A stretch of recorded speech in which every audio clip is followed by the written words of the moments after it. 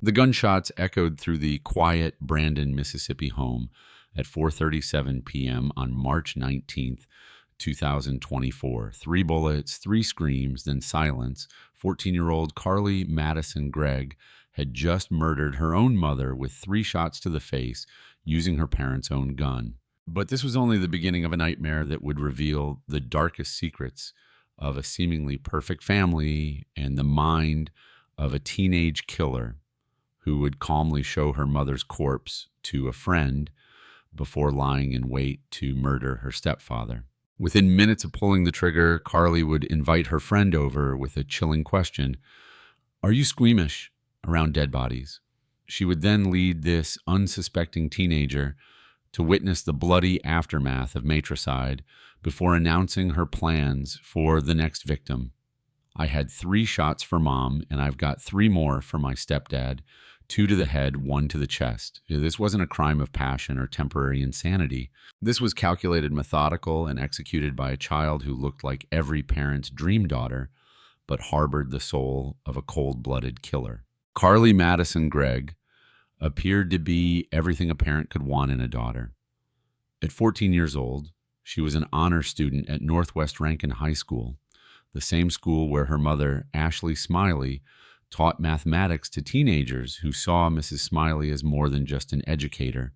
She was a mentor, a confidant, and a woman who genuinely cared about her students' success, both inside and outside the classroom. Carly lived in this environment of academic excellence and maternal love, benefiting from a mother who understood the challenges of adolescence because she worked with teenagers every day. Ashley Smiley, 40 years old, had built a reputation as one of the most beloved teachers at Northwest Rankin High School. Her colleagues described her as dedicated, compassionate, and endlessly patient with both her students and her own daughter.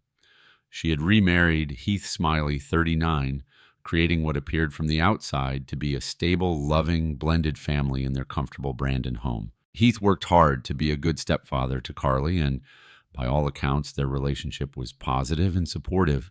The family's modest but well-maintained home in Brandon reflected their middle-class values and priorities.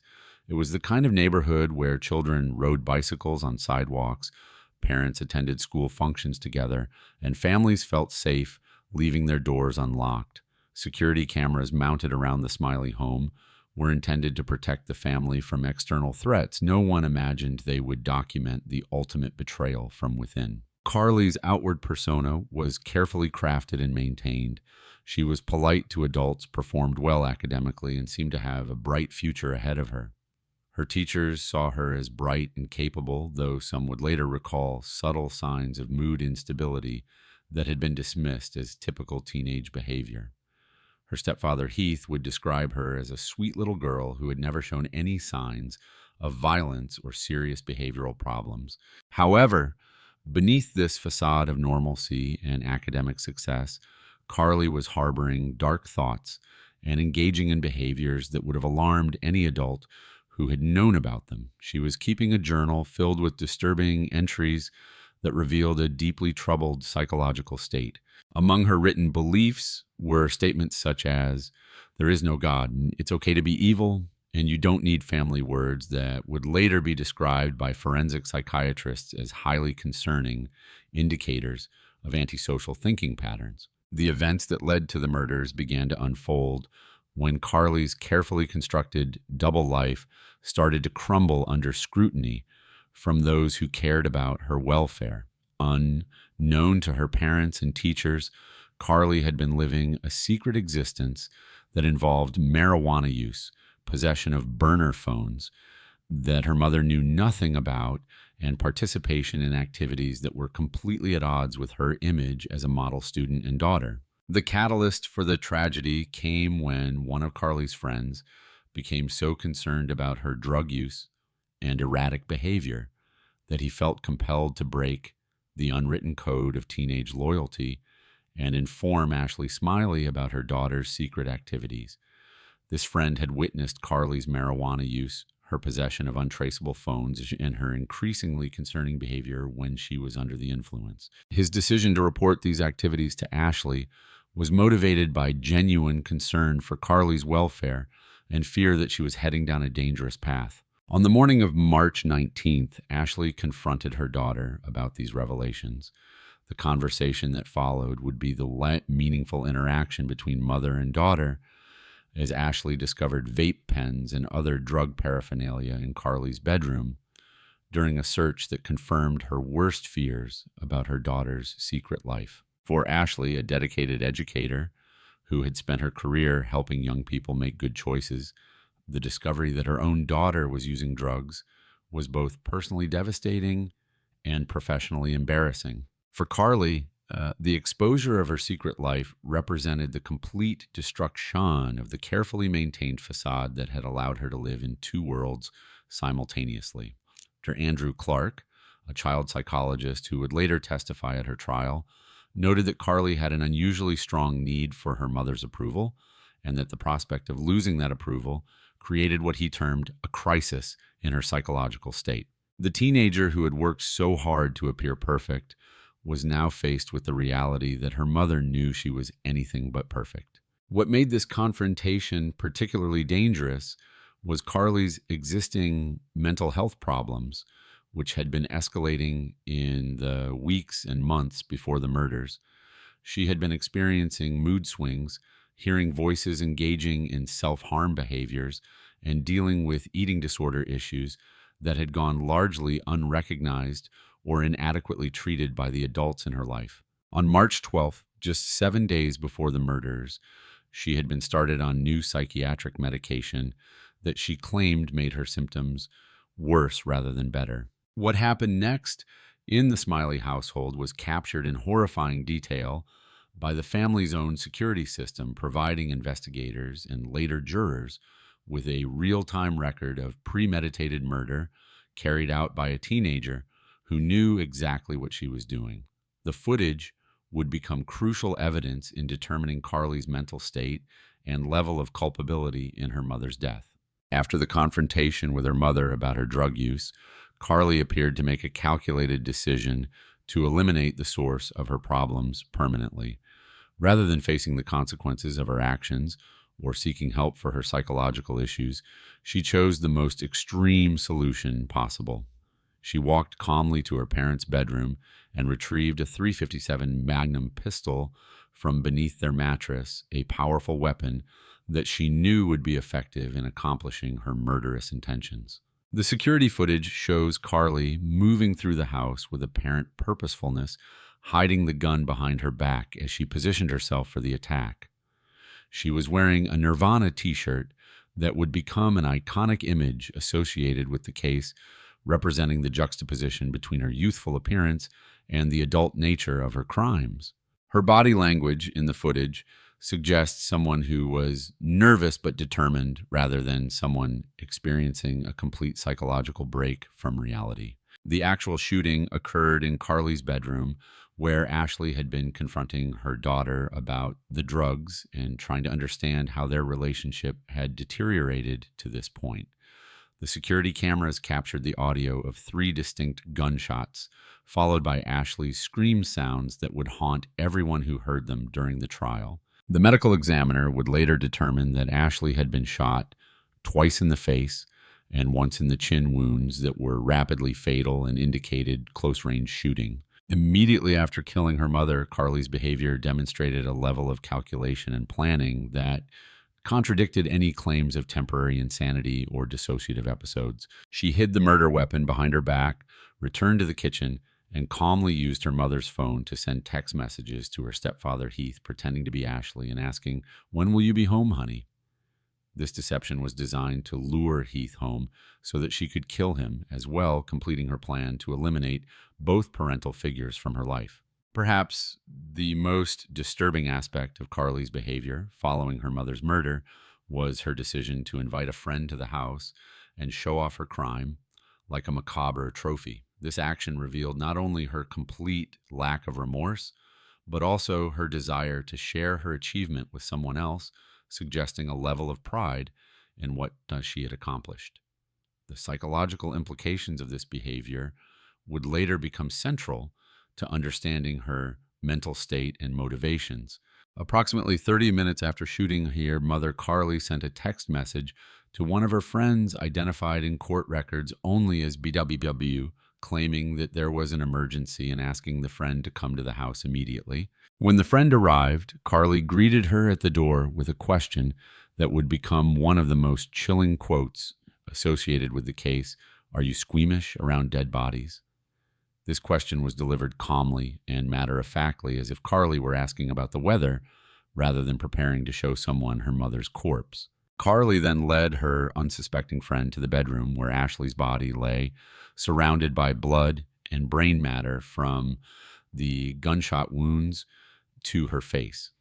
The friend, who was presumably around the same age as Carly, was traumatized by what she witnessed and would later provide crucial testimony about Carly's demeanor and statements during this period.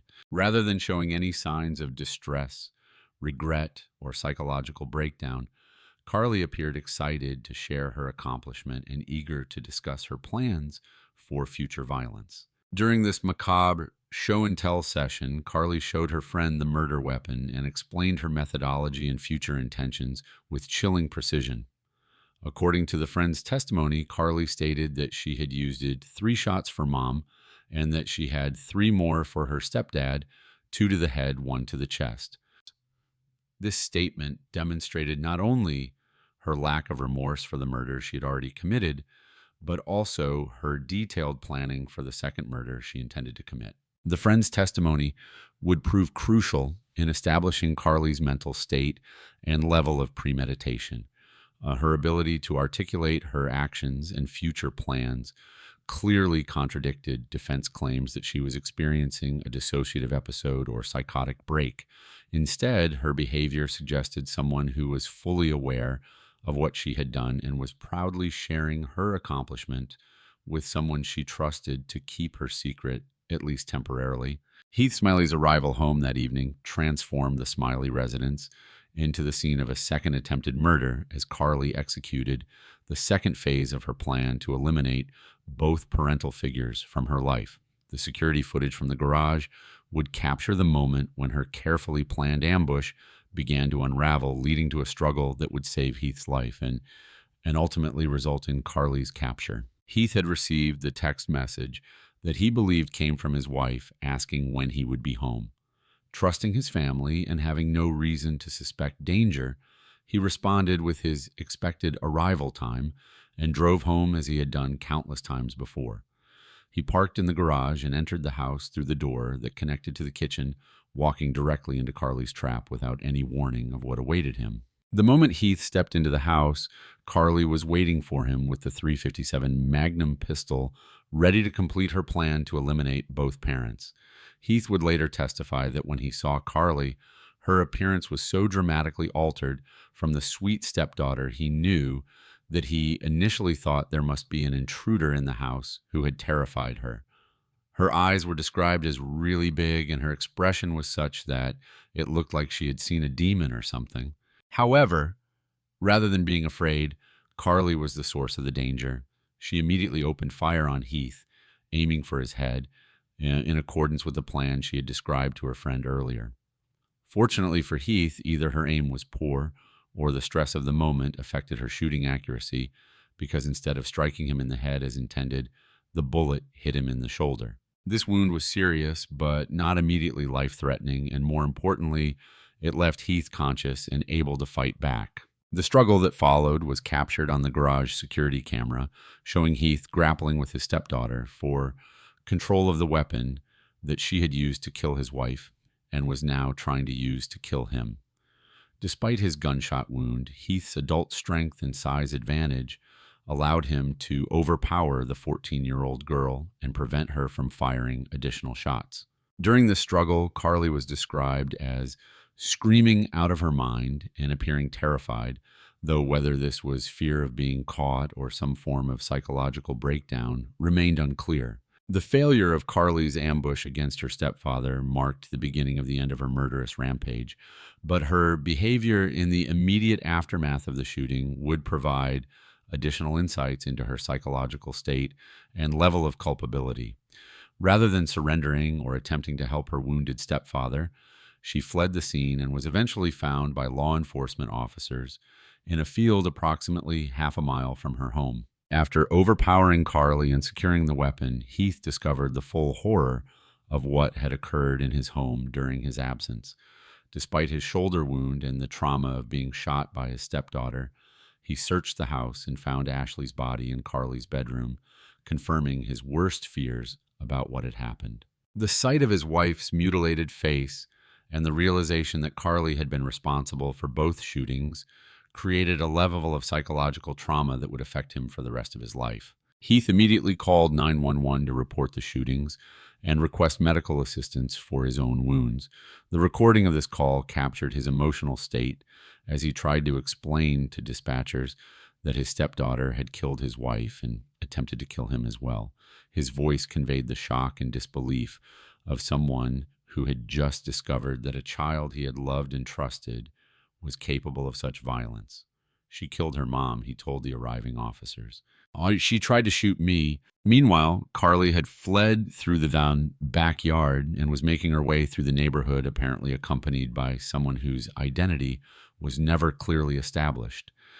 The security footage showed her running from the garage after the failed attack on Heath, but it did not capture where she went or who might have been helping her escape. This mysterious companion would become one of the unexplained elements of the case, raising questions about whether Carly had accomplices or supporters who were aware of her crimes. Law enforcement officers responded quickly to Heath's 911 call and immediately began searching the area for Carly. She was found approximately 30 minutes later, sitting alone in a field near her home, and was taken into custody without incident. Her demeanor during the arrest was described as subdued and cooperative, showing no signs of the violence she had displayed earlier or the terror that Heath had witnessed during their struggle. The investigation into the Smiley family murders revealed a complex picture of a teenager whose carefully constructed facade had hidden profound psychological problems and a capacity for violence that had gone unrecognized by the adults in her life.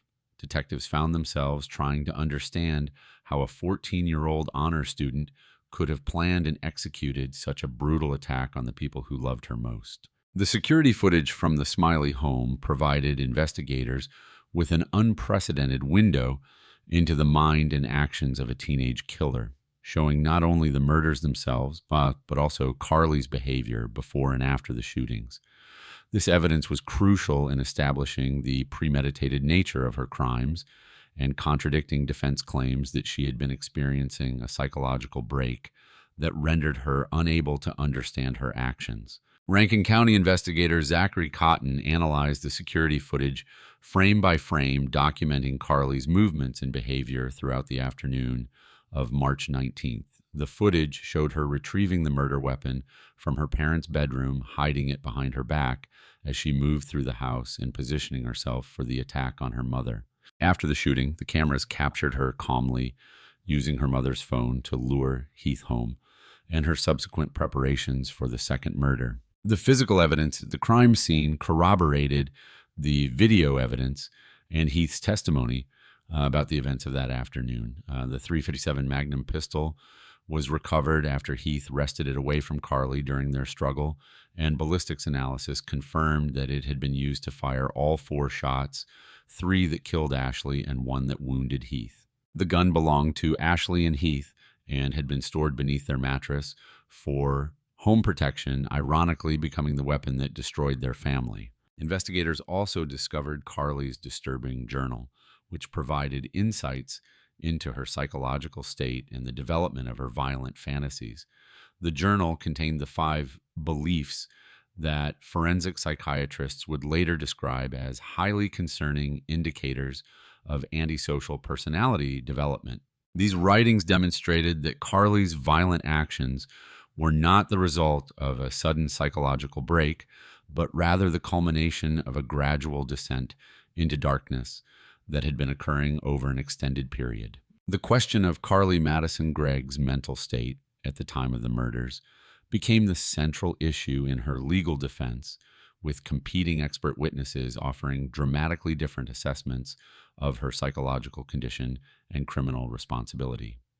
The case highlighted the challenges inherent in evaluating adolescent mental health and determining the capacity of teenagers to understand the consequences of their actions. Dr. Andrew Clark, a child psychologist who testified for the defense, painted a picture of a deeply troubled teenager who had been struggling with multiple psychological issues that had gone largely unrecognized or inadequately treated. According to Clark's evaluation, Carly had been experiencing symptoms of depression, hearing voices that were getting worse prior to the shooting, engaging in self-harm behaviors, and dealing with eating disorder issues that indicated serious mental health problems. Clark testified that on the day of the shooting, Carly had been grumpy and irritable at school and had been unable to focus in her classes at Northwest Rankin High School. He noted that she claimed her memory went blank after letting her dog out in the backyard, suggesting a dissociative episode that might have affected her understanding of her subsequent actions. The psychiatrist also emphasized that Carly had been started on new psychiatric medication just 7 days before the murders, which she reported had made her symptoms worse rather than better. The defense team argued that Carly's mental health issues, combined with the acute stress of having her secret life exposed by her mother's discovery of her drug use, had created what they termed the perfect storm of psychological crisis. They contended that she had been in a state of psychosis that rendered her unable to understand the nature and consequences of her actions, making her legally insane at the time of the murders. However, the prosecution's expert witnesses offered a dramatically different assessment of Carly's mental state and criminal responsibility. State-appointed forensic psychiatrists who evaluated Carly concluded that while she may have been experiencing some psychological distress, she clearly understood the difference between right and wrong and was fully aware of the nature and consequences of her actions. They pointed to her behavior before, during, and after the murders as evidence of rational thinking and planning that contradicted claims of psychosis or dissociation. The prosecution experts noted that Carly's ability to retrieve the murder weapon, position herself for the attack, shoot her mother multiple times, hide the evidence, lure her stepfather home, and plan his murder, demonstrated a level of cognitive functioning that was inconsistent with claims of insanity. Her detailed explanations to her friend about what she had done and what she planned to do next further contradicted defense claims about her mental state. The trial of Carly Madison Gregg began in September 2024, nearly 6 months after the murders that had shocked the Brandon community and attracted national attention due to the defendant's young age and the heinous nature of her crimes. The case presented unique challenges for both prosecution and defense as they grappled with questions about adolescent psychology, criminal responsibility, and the appropriate consequences for such serious crimes committed by a minor. Prosecutor Catherine White Newman opened the state's case by emphasizing the premeditated and calculated nature of Carly's actions, arguing that the evidence clearly showed she knew exactly what she was doing and understood the difference between right and wrong. Newman presented the security footage that captured Carly's movements before and after the murders, noting that her behavior demonstrated planning, concealment, and awareness of wrongdoing, rather than the confusion or disorientation that might be expected from someone experiencing a psychological break. The prosecution's case was built around 3 main pillars of evidence: the security footage that documented Carly's actions, the testimony of her friend who had been shown Ashley's body, and Heath Smiley's firsthand account of the attack on him. This evidence created a compelling narrative of a teenager who had made a conscious decision to solve her problems through violence and had executed that decision with remarkable cold-bloodedness. Defense attorney Bridget Todd presented a dramatically different interpretation of the same evidence, arguing that Carly was not a bad kid or someone who harbored hatred for her mother and stepfather.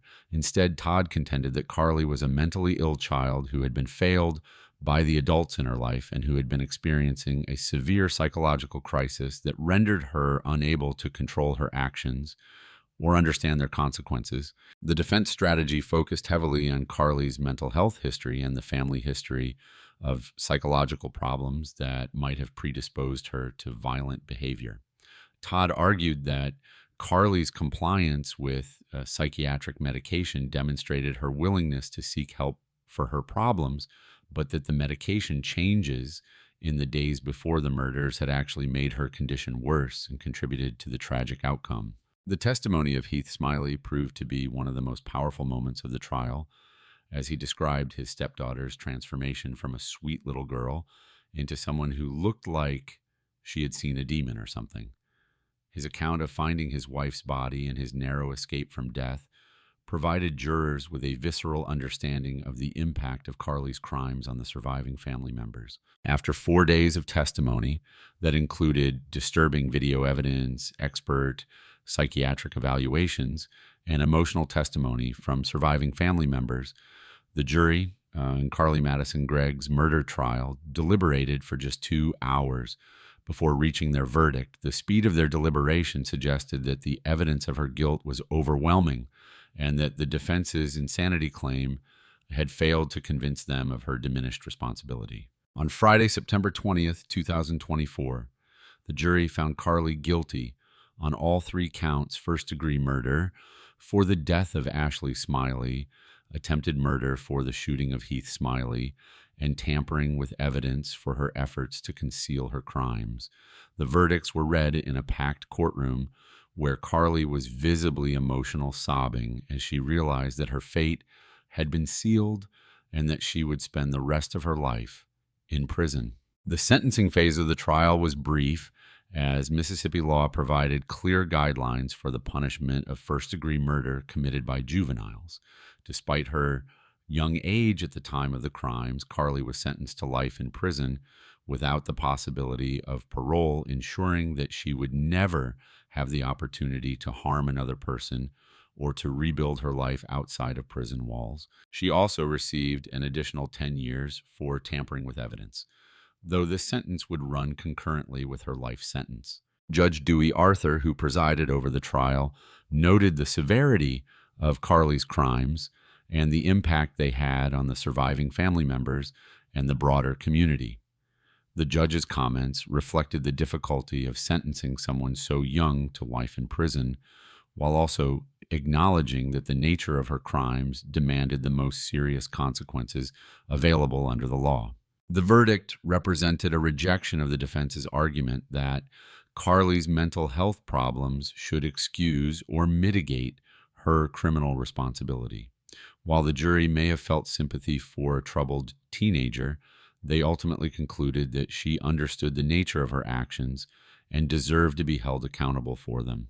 The speed of their deliberation suggested that they found the prosecution's evidence compelling and the defense's psychological explanations insufficient to excuse her behavior. The case of Carly Madison Gregg provides a disturbing window into the mind of a teenage killer and raises profound questions about the development of violent behavior in adolescence.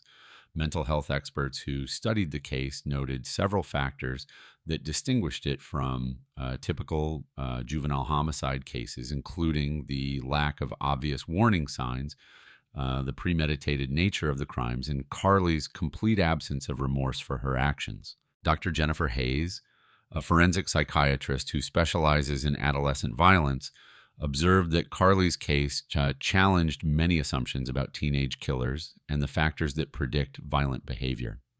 Most juvenile homicides are impulsive acts committed in the heat of the moment, Hayes noted.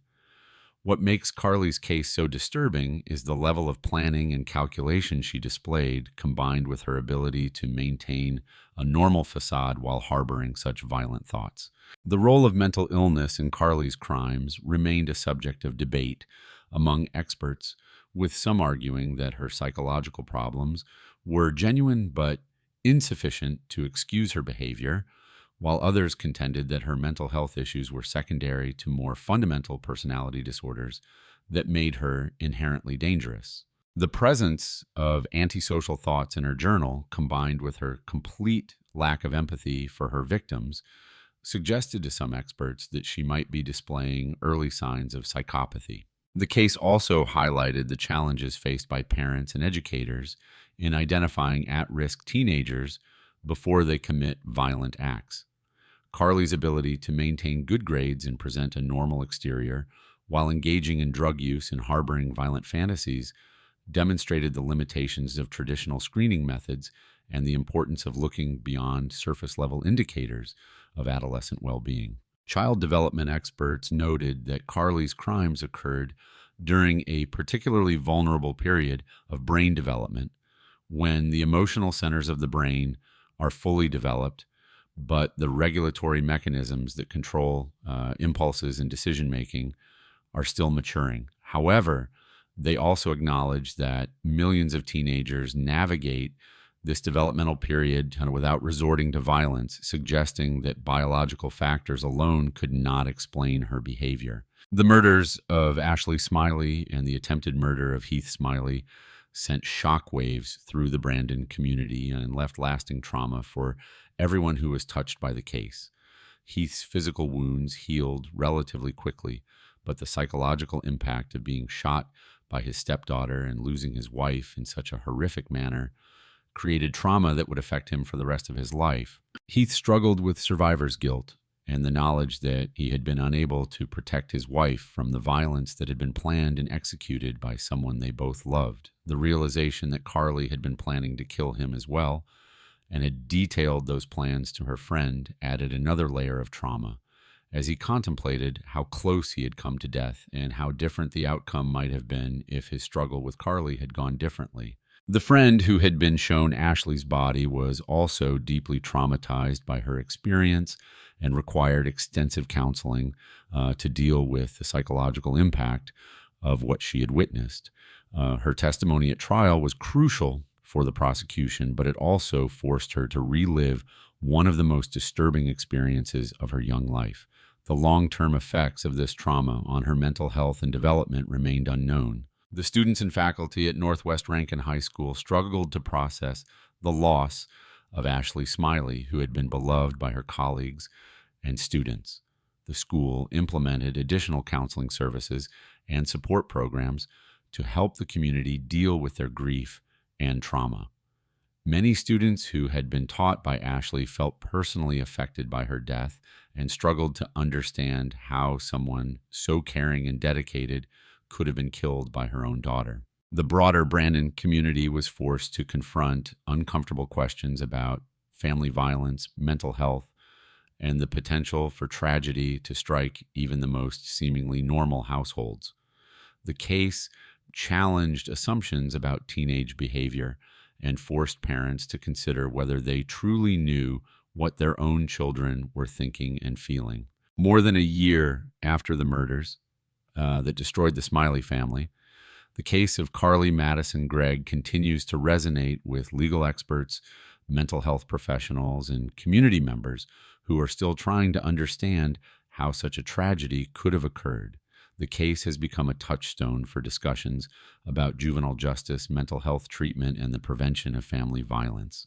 Carly remains incarcerated at the Central Mississippi Correctional Facility, where she will spend the rest of her life without any possibility of parole. At just 15 years old, she faces the prospect of spending the next 60 or 70 years in prison, a consequence that reflects both the severity of her crimes and society's determination to protect the public from individuals who have demonstrated such a capacity for violence. The case has influenced discussions about juvenile justice policy and the appropriateness of life sentences for teenage offenders. While some advocates argue that Carly's young age should have precluded such a harsh sentence, others contend that the premeditated nature of her crimes and her complete lack of remorse justified the most severe punishment available under the law. Mental health professionals have used the case to advocate for better screening and treatment services for adolescents, particularly those who may be struggling with psychological problems that are not immediately apparent to parents and teachers. The case highlighted the importance of early intervention and the potentially catastrophic consequences of untreated mental illness in vulnerable young people. The memory of Ashley Smiley lives on through the students she taught and the colleagues who remember her dedication to education and her love for her daughter. Her death serves as a reminder of the unpredictability of violence and the importance of cherishing the time we have with those we love.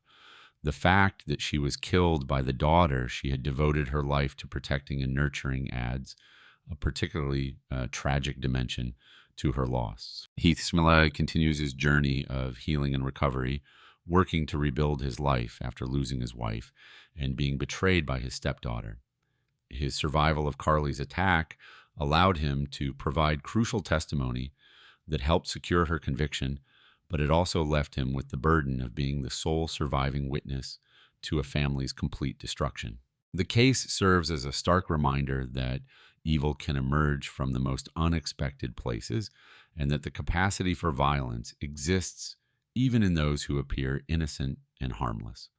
Carly Madison Gregg's transformation from honor student to convicted murderer challenges our understanding of human nature and forces us to confront the possibility that monsters can hide behind the faces of children. In the end, the story of Carly Madison Gregg is not just about one teenager's descent into violence, but about the fragility of family bonds, the complexity of adolescent psychology, and the devastating consequences that can result when mental illness, family problems, and access to weapons converge in the worst possible way. It is a cautionary tale that will continue to influence discussions about juvenile justice, mental health, and public safety for years to come.